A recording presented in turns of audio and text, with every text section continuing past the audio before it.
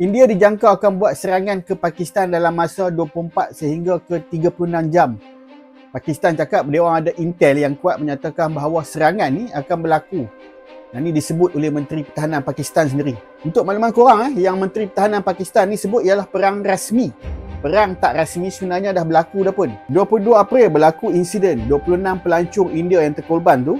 24 April dah berlaku pertempuran di sempadan Kashmir. Di lokasi dia. Betul yang korang tengok ni ialah dalam wilayah Kashmir.